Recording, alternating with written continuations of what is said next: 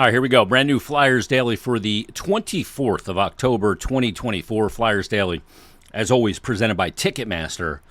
Make more memories live.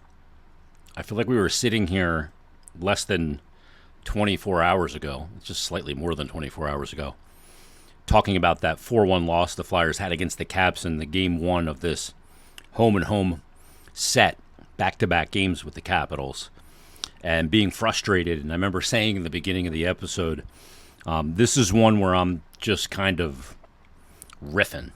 I don't have anything special planned. It's more of just a reaction. And that's, again, what this one's going to be tonight, because there's a lot to react to. And this team is off to, it's not a slow start anymore. It's an abysmal start at this point. Because of the record. Can't deny that. I mean, they are 1-5-1. They've lost 6 straight games. They won their first game on opening night in a shootout in Vancouver. That feels like an eternity ago. But it is an abysmal start because of how it's looked in game.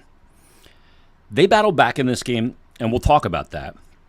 But to get down 4-0 in this game, again, is a specific element that I look at that's very concerning. And you come out of the home opener getting shut out 3-0. The game on Tuesday against the Caps, you only had 3 shots in the second period, and you only scored the 1 goal. Get it in the third period when Travis Sanheim scores, and then give up another one a minute 4 later to go back down by 2. And then in this game, they come out in the first period. They had 1 power play in the first period, and they came out with 3 shots on goal in the first period. And again, they look like they haven't played with each other. They don't go up the ice as a 5-man unit hardly at all. And they end up digging a hole that is way too deep. They give up the first goal of the game. Tyler Radish scores .450 into the first period. That puts the Caps up 1-0. But you get out of that first period, you survive it with only the 3 shots on goal. I think the Caps had 8. It was a low event first period. And you head into the second period. 2:49 in, Nick Dowd gets his second of the season, second against the Flyers, puts the Caps up 2-0. Then at 4:04 and 7:16, Connor McMichael picks up his second and third goal of the season. And now you're down 4-0 in the game. You know, I talk about quite a bit that the NHL is a race to 4 league. Well, the Caps won the race. No doubt about that. Digging the hole that deep is not a way to do business. Not a way to be successful. And you look at just the way they played in that. I'm going to put up a graphic for those watching on YouTube right now. This is the heat map, courtesy of Money Puck from the first period. There are 4 little tiny specks in the offensive zone. Now, those aren't shots. Scoring chances aren't always a shot. They're a scoring chance. It's slightly different. One of the Flyers' 3 shots was actually a backhand dump in. But nothing around the net. Nothing. And it's not hard to figure out why they didn't score in the first period. You've got to get pucks. You've got to get bodies to the net. So they didn't do that in the first at all. Then they get down 4-0, and they start doing that. So I'll put up the second period, through 2 periods of play, the heat map, again, courtesy of Money Puck. It looks like a painter was going to paint the walls in a room with an orange bucket and spilled it at the crease of the Washington Capitals netminder. Now they got to the net. They got bodies there. They got pucks there. They got 2 goals. At 12:04, Travis Konechny scores on the power play, his second power play goal of the season. He doesn't have an even strength goal. He's got a shorthanded goal and 2 power play goals. Michkov and Drysdale with the assists, as Konechny just absolutely roofs it over the left shoulder of the Capitals goalie on a very sharp angle. Unbelievable shot. It's 4-1. So the Flyers then at 16-16, Owen Tippett gets his first of the season. You hope this releases him. It wasn't even a blast of a shot. The reason why the goal is scored, Zamula and Forster get the assist as Forster comes back into the lineup. But the reason the goal happens is because Sean Couturier is providing an unbelievable screen in front of the Capitals goalie. And that takes his eyes away. And when your player's there, it's probably going to drag a defender with him, so it's a 2-player screen. So Tippett gets his first of the season. Now it's 4-2.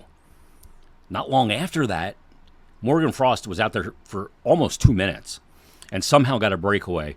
The refs on the ice, I think, thought it went in, but it was under the pad and not a goal. And then late in the second period, Ivan Fedotov makes an unbelievable save. And that was one of those ones where you go, okay, if the Flyers can come back, get this game tied, you look back at that save and you go, remember that one. That was a big save to keep it a 2-goal game heading into the third period, which is exactly what it did. So Flyers go into the third period, and then 6:36 in on the power play. Another multiple power play goals scored game for the Flyers as Matvei Michkov picks up his third on the power play. Tippett and Drysdale get the assist. And again, why was the goal scored? Where was Sean Couturier? Right in front of the Capitals goaltender. Took his eyes away. Unbelievable job. Couturier with 2 great screens. He doesn't get a point on either of them. He takes the eyes away of Logan Thompson on both of them. On that power play goal by Michkov and on the goal by Owen Tippett. So now the Flyers within 1. But they couldn't dig all the way out because the hole was dug too deep. It's a race to 4 league. Eventually at 17:48 with the goalie pulled, Pierre-Luc Dubois picks up his first as a Capital, the empty netter. And then at 18:50, Ovechkin picks up his 955th goal, 39 away from Wayne Gretzky, the all-time record, his second of the season into the empty net, and that makes it 6-3. And I'll put up the heat map of the final 60 minutes and how much the Flyers got to the net all said and done. That's what needs to continue. They need to continue getting to the net. Now, anybody that tells you that they know that the Flyers can use this comeback where they didn't come all the way back, they got within a goal after being down 4-0, that could catapult them, or I think that's baloney. I don't think anybody knows. Can they use it as something to get them moving in the right direction? And certainly the way they played after they got down 4-0 in this game, they played the right way. But you dug the hole too deep, and you don't get any result from it. Can they use that as a building block? Sure. Will they use that as a building block? I have no clue. No clue. I'm not going to pretend to know, because nobody knows. I don't even think the guys in that locker room know. They don't. They came together in the second half of the game, played well. But when you dig the hole too deep, you pay the price. And that's exactly what happened. And they end up with another loss. Where do they go from here? Well, I'm sure the message inside that room is going to be that that was a sign of what we need to do. And it is. That is what they need to do. But will they do it is the question. I said yesterday that that loss last night was an inflection point. Well, the first test after the inflection point, they failed because they got down 4-0 in the game. There's no other way to put it. I can't sugarcoat it. That was the first test, and it was, even though they got within 1, and despite take away the 2 empty net goals, the 1 goal get, doesn't matter. You still got down 4-0. You had 3 shots in the first period. So I don't know if this serves as the wake-up call they needed. I don't. They won't be back in action until Saturday. They got a couple days off from games. And they have back-to-back this weekend, 1 o'clock at Wells Fargo Center against Minnesota, by the way, who's off to a great start. Minnesota, right now, is off to a 4-0-2 start. They've won 3 straight. And then Sunday at 7 o'clock at Wells Fargo Center, they'll take on the Montreal Canadiens, who are off to a scrappy start, although better than the Flyers, 2-4-1 through 7 games. So, I don't know. I don't know what to expect Saturday. I have no clue. One of the things I tend to try and pride myself on is having kind of a feel and a vibe about where things are going or when things are going to get pointed in the right direction. Sometimes you can see a team, still losing games, but you get the sense that they're about to snap out of it and they're going to win 4 of their next 6 or 5 of their next 8. I have no clue, zero clue what direction this team's going when they get back into game action on Saturday and Sunday. No clue. I have no feel. So where they go, I don't know. So as you can imagine, I got a lot of messages during the game, emails, DMs, tweets. Bob had shot me an email at jason.myrtetus, Myrtetus @gmail.com. And he said, I'm writing you this email as I'm watching the second game against the Capitals. He sent this to me at 8:19 p.m. He said, this team is outright pathetic right now. The rebuild is a bust in my mind. He said, I know it's way too early to talk like this, but I don't miss a game. And the first 6+ games this season have been embarrassing to watch.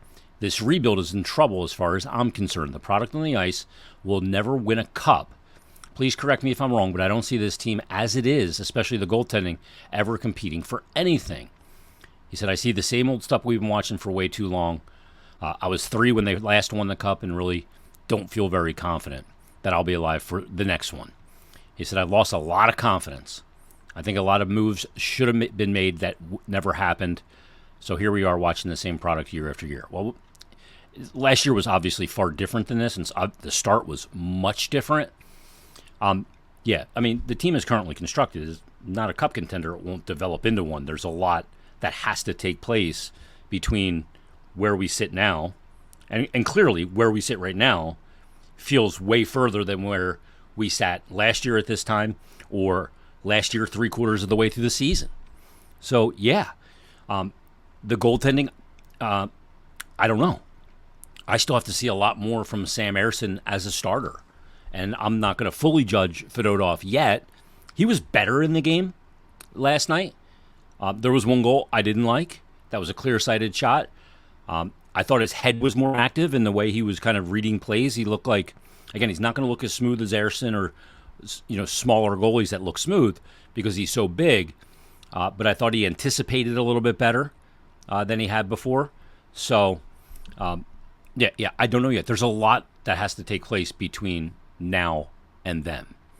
I got this message from my buddy Ian, an email as well. He sent this at 8:49 p.m. He said, hope you're having a good night. Despite the current score of the Flyers game, Caps just scored their 3rd goal, and this is really frustrating. Looks like the Flyers are playing not to lose instead of playing to win. There is zero confidence, zero juice, zero hustle. I feel like the season has already been going on for months, and it's only been 2 weeks. He said, I don't know what the solution is. Are they really this bad? I'm hoping we don't get shut out. Like AV said, be a bleeping Flyer. Cheers, Ian. I don't know what they are yet.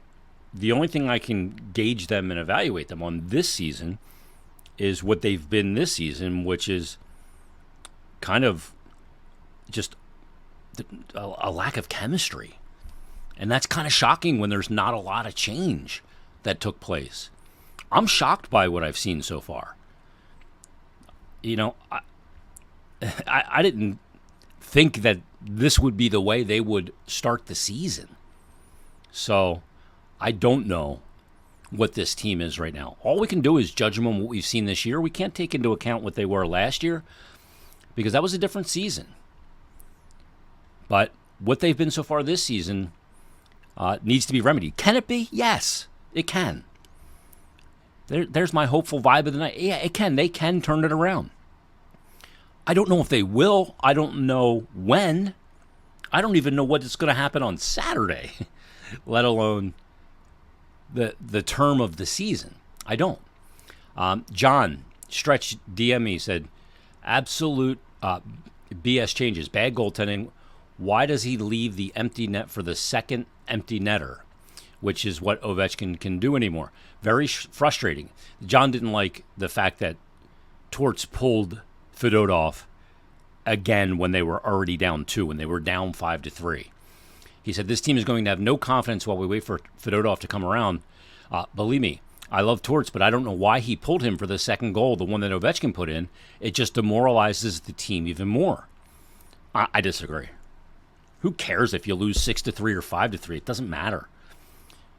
Wins and losses aren't weighted by how many goals you give up. He's thinking, let me try and get one more and get within one again. I don't care if you pull the goalie there. Yeah, it looks more lopsided, but that doesn't demoralize the team. those guys are all painfully aware that it was an empty net goal. They know that. I get you don't want to give a Ovechkin an empty netter to help him get closer to Gretzky, but I don't know. Tim had shot me a DM and just said, hey, is Michkov a center in the NHL? I don't see that.